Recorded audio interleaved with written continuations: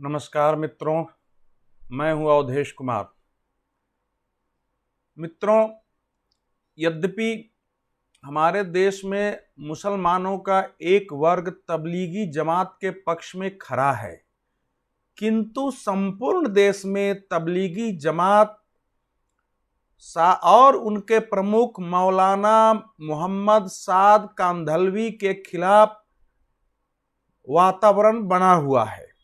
हाल के समय में मैंने स्वयं देखा है कि कई मुस्लिम मौलानाओं ने भी खुलकर के जमात के कुकृत्यों की, कारनामों की आलोचना की है, मोहम्मद साद की आलोचना की है। इसका मतलब ये हुआ कि देश के वातावरण का थोड़ा बहुत असर उन पर पड़ा है। लेकिन अभी जो मेरे विचार का विषय है विश्लेषण का, वो ये नहीं है। मेरा विश्लेषण ये है कि तबलीगी जमात भारत में कोरोना संक्रमण का अकेले सबसे बड़ा कारण बना है। ये मैं नहीं कहता कि केवल तबलीगी जमात के कारण भारत में कोरोना संक्रमितों की संख्या बढ़ी है, लेकिन ये सच है कि सबसे ज्यादा किसी एक अगर संगठन ने कोरोना मरीजों के बढ़ाने में योगदान दिया है तो वो तबलीगी जमात है। साथ ही यह भी नहीं भूलना चाहिए कि ऐसे मरीज जिनके बारे में कहा जाता है कि इनकी कोई विदेश जाने की हिस्ट्री नहीं है या इनका कोई कोरोना मरीज के संपर्क में आने की हिस्ट्री नहीं है, ऐसे लोगों के कारणों की भी ठीक से छानबीन की जाए तो शायद निष्कर्ष यही आएगा कि कहीं न कहीं चलते फिरते बाजार में, बसों में, टेम्पो में, ट्रेन में कहीं न कहीं उनका संपर्क तबलीगी जमात के लोगों से हुआ हो सकता है। तो प्रश्न यह है कि अब मौलाना मोहम्मद साद के खिलाफ क्या कानूनी कार्रवाई होनी चाहिए, जमात के खिलाफ कानून का क्या एक्शन होना चाहिए। अलग अलग जमात के जो लोग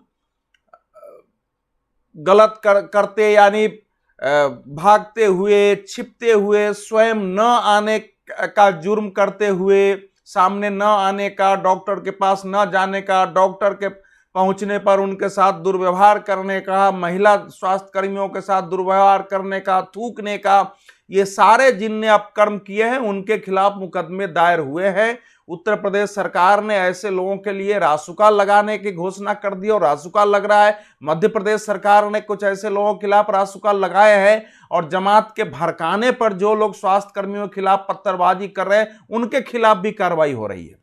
लेकिन मूल बात यह है कि जिस एक व्यक्ति ने लोगों को इस बात के लिए भड़काया कि ये जो कोरोना का जो बहाना बनाया जा रहा है ये मुसलमानों के खिलाफ है, मुसलमानों के बीच जो भाईचारा है उसको खत्म करने के लिए है, हमारे बीच की दूरियां बढ़ाने के लिए है, मस्जिदों को बंद कराने के लिए है, हमको डॉक्टरों के पास नहीं जाना है, भले वो सीधे नहीं कह रहा हो, लेकिन हमको सोशल डिस्टेंस का पालन नहीं करना है, भी नहीं करना, लेकिन हमको मस्जिद जाना बंद नहीं करना है, हमको साथ में खाना बंद नहीं करना है, ये सारा कुछ कह रहा है। अगर मौत आ जाए, अगर मस्जिद में हो जाए तो इससे बढ़िया क्या हो सकती है, और ये बात कह रहा है।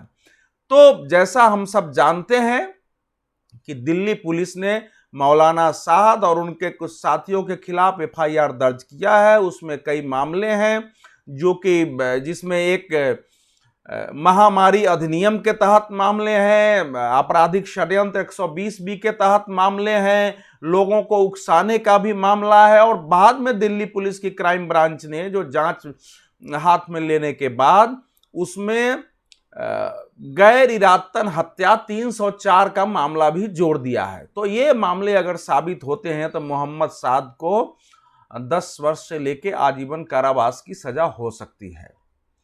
लेकिन क्या यह पर्याप्त है?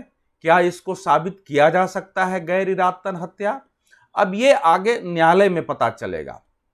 लेकिन अब जो लेटेस्ट खबर है उसके अनुसार प्रवर्तन निदेशालय ने जो इन्फोर्समेंट डायरेक्टरेट है उसने मौलाना साद एवं जमात के खिलाफ prevention of money laundering act यानी हवाला निषेध कानून के तहत मामला दर्ज किया है। उनके साथ छानबीन हो रही है।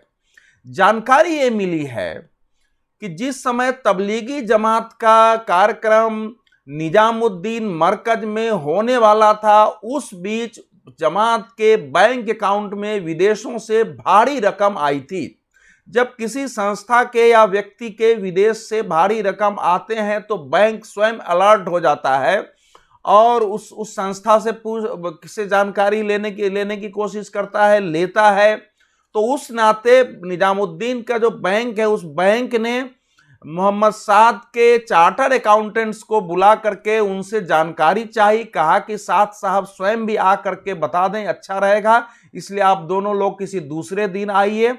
ये लोग जब नहीं आए तो बैंक के अधिकारियों ने स्वयं उनसे मिलने की कोशिश की, लेकिन व्यस्तता का हवाला देकर मोहम्मद साद ने उनके अपॉइंटमेंट की अवहेलना की, उनसे नहीं मिले। जाहिर है उनकी जो हैसियत बनी हुई थी जमात प्रमुख के रूप में पूरे देश में और दुनिया में भी, क्योंकि वो संगठन केवल भारत का तो है नहीं, उसमें बैंक अधिकारियों के जवाब देना उनके लिए बहुत आवश्यक अपरिहार्य नहीं था, उन्होंने उसको नकारा।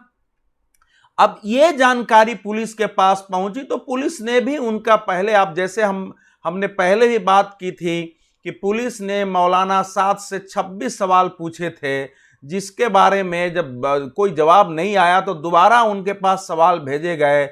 उसका जवाब ये आया कि मैं अभी क्वारंटाइन में हूं और क्वारंटाइन से निकलने के बाद जवाब दूंगा। वो वकील के माध्यम से आया, उनकी जगह उनके वकील बात करने लगे थे इस बीच।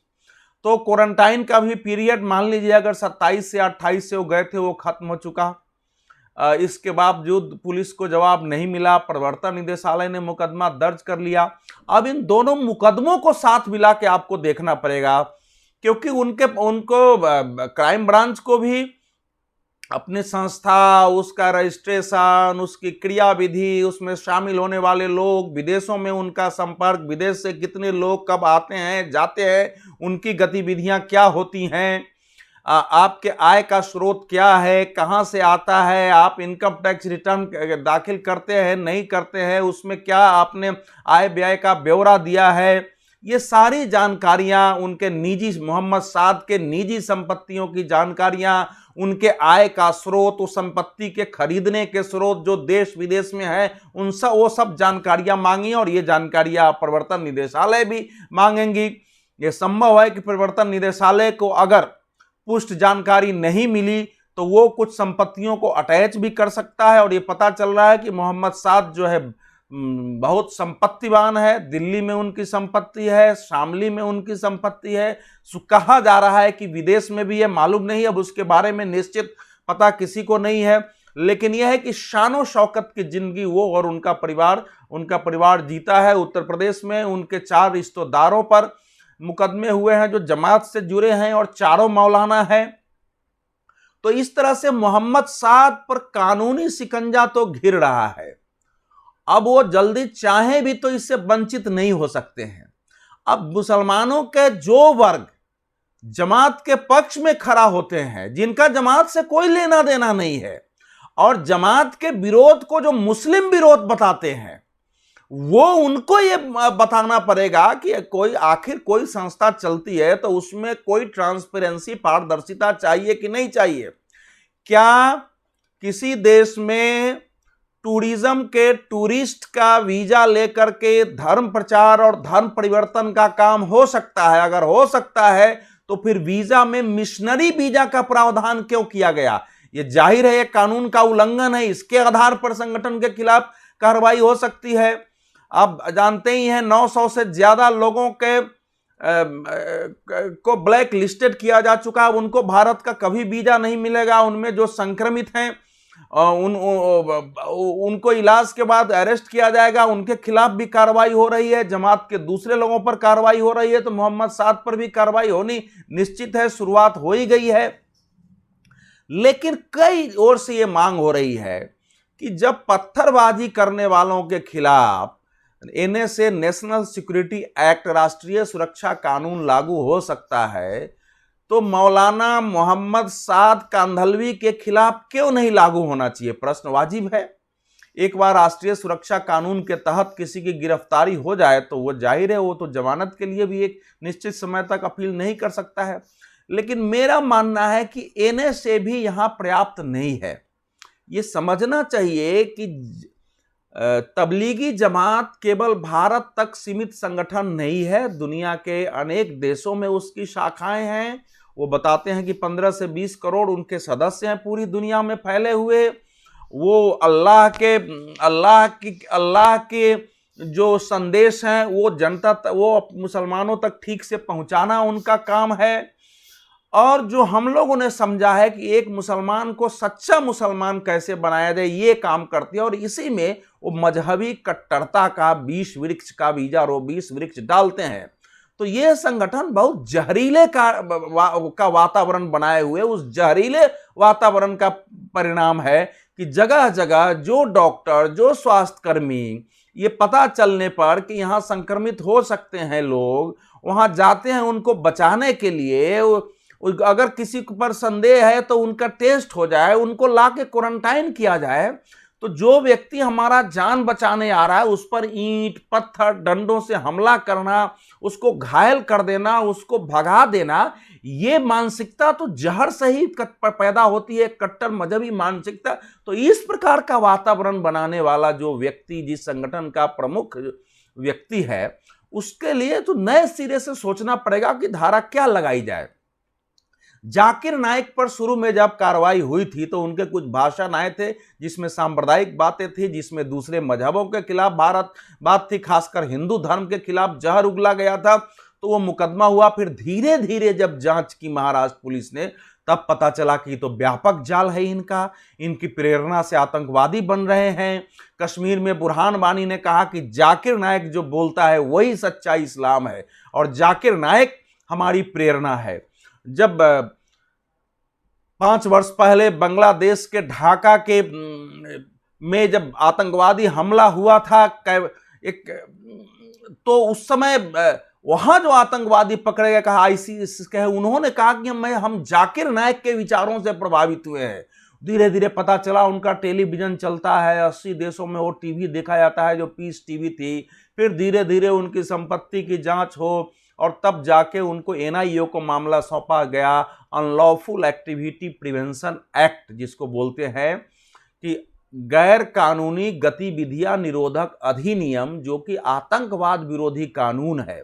वाजपेयी सरकार ने जो प्रिवेंशन ऑफ टेररिज्म एक्ट बनाया था उसको यूपीए सरकार ने कम्युनिस्टों के दबाव में खत्म कर दिया। लेकिन जब आतंकवाद बढ़ा, उनको लगा कि कोई ना कोई कानून हमको चाहिए, तो अंततः उन्होंने यूएपीए में भी उन सारी धाराओं को जोड़ा लगभग जो पोटा में थे। तो मेरा अपना मानना है कि मौलाना मोहम्मद साद कांधलवी के खिलाफ यूएपीए में ही मामला दर्ज होना चाहिए, क्योंकि इसमें देश विदेश का सवाल है। ये मामला एनआईए को सौंपा जाना चाहिए। अभी दिल्ली पुलिस जांच कर रही है, हो सकता है इसके बाद सीबीआई तक जाए, लेकिन अंततः ये प्रूफ होगा कि इस संगठन की प्रेरणा से न केवल भारत में जहरीला वातावरण फैला, भारत में बहुत सारे लोग जो यहां से आईसिस बहुत भागे, हो सकता है उसमें भी उनका योगदान हो। ये भी कल सामने आ सकता है, क्योंकि तबलीगी जमात के लोग, वो चाहे आईसिस हो, चाहे तालिबान हो, चाहे वो अलकायदा हो, या ऐसे दूसरे जो दुनिया में संगठन हैं, तो ऐसा बहुत कम मुस्लिम संगठन होंगे जिनके लोग इन आतंकवादी संगठनों में जा करके और आतंकवादी गतिविधियों में संलिप्त नहीं हुए हों। इसलिए तबलीगी जमात के भी लोग गए होंगे। कुछ नाम तो हम लोगों को मिले भी हैं। जैसे एक नाम हमारे पास मोहम्मद सुलेमान का है, सोमालिया में, वो तबलीगी जमात से जुड़ा हुआ था, वो पाकिस्तान में आया था। अबू जुबैर अल हिलाली का है, वो जमात से जुड़ा हुआ था, वो भी अलकायदा से जुड़ा हुआ था। एक केरल से गया हुआ जो है पत्थनथिट्टा से, एक नाम मैं उसका भूल रहा हूं, वो सर्बिया में आतंकवादी निकला है। तो ऐसे कुछ उदाहरण भी हैं। तो मेरा अपना मानना है कि इसको एक व्यापक स्वरूप देते हुए देश और देश के बाहर जमात की गतिविधियों की ठीक प्रकार से जांच हो। मौलाना साद के संपर्कों, उनके भाषणों, उनकी तकरीरों, भाषण कहना ठीक नहीं, उनकी तकरीरों, उनके कट्टरपंथी मजहबी विचारों और किसी को शुद्ध मुसलमान बनाना, माने मुसलमानों को पक्का और कट्टर मुसलमान बनाने की जो अवधारणा है, उस अवधारणा के तहत कितनी कट्टरता उन्होंने यहाँ और दूसरे देशों में फैलाई है। इसमें अब चूंकि यूएपीए एक्ट में भी और एनआईए एक्ट में भी संशोधन किया जा चुका है और उनको विदेश में भी उस प्रकार से जांच करने और संपत्ति जब्त करने की ताकत मिल गई है। ब्लैक मनी एक्ट में भी ये संशोधन किया जा चुका है कि किसी के पास काला धन हो, हवाला से हो, तो उसकी विदेश की संपत्तियां भी जब्त की जा सकती है। तो इन सबको मिला के जांच होगा, तब चीजें सामने आएंगी। लेकिन तबलीगी जमात को जितनी समझ बनी है, ये एक जहरीला कट्टरपंथी, समाज में सांप्रदायिकता पैदा करने वाला, अपने समाज के अंदर जाहिलियत पैदा करने वाला, जो आधुनिकता को संपूर्ण रूप से नकारने वाला, आंख बंद करके मध्ययुगीन सभ्यता में जीने के लिए लोगों को मानसिक रूप से तैयार करने वाला एक निहायत ही ऐसा संगठन है जिसकी आज के समाज में या किसी सभ्य समाज में कोई आवश्यकता नहीं है। और उस दृष्टि को ध्यान में रखते हुए समग्र रूप में, इंटीग्रल रूप में तबलीगी जमात, मोहम्मद साद, उनके मौलाना मोहम्मद साद और उनके सहयोगियों के खिलाफ कार्रवाई हो, और तभी जाकर के फिर दूसरे लोगों को इससे भय पैदा होगा, वो ऐसे काम से बचेंगे। अभी तो दिल्ली दंगे की जांच हो रही है, ये भी देखा जाएगा उसमें उनकी कितनी भूमिका है। सीएए के खिलाफ जो देश में दंगे और सांप्रदायिक हिंसक हुए, उसमें भी उस संगठन की जांच होनी चाहिए। तो इसलिए और मेरा अपना मानना है कि आगे निश्चित रूप से इस दिशा में काम होगा। मोहम्मद साद के खिलाफ जो शिकंजा कसा है, उसके ढीले होने का कोई कारण नहीं है। और यह संभव है कि आने वाले दिनों में मोहम्मद साद आपको पुलिस की हिरासत में, गिरफ्त में, ईडी की गिरफ्त में, भविष्य में सीबीआई और एनआईए के गिरफ्त में दिखाई दें, उनके अनेक लोग दिखाई दें, और फिर ऐसे अनेक कारनामे हमारे सामने आए जिनके बारे में जो लोग आज सपोर्ट कर रहे हैं उनके भी आंखें खुली की खुली रह जाएं। और मैं स्पष्ट करना चाहता हूं कि तबलीगी मरकज और उसके लोगों के खिलाफ बोलना मुसलमानों के खिलाफ बोलना नहीं है। तबलीगी मरकज, उनके लोगों के खिलाफ कार्रवाई की मांग करना इस्लाम के खिलाफ कार्रवाई की मांग नहीं है। ये गलतफहमी नहीं फैलाया जाए। धन्यवाद मित्रों। जैसा मैं पहले से भी कहता आ रहा हूं, जब भी आप मेरा YouTube देखते हैं तो इसमें जो सब्सक्राइब का बटन आता है उसको दबाना मत भूलिए। धन्यवाद।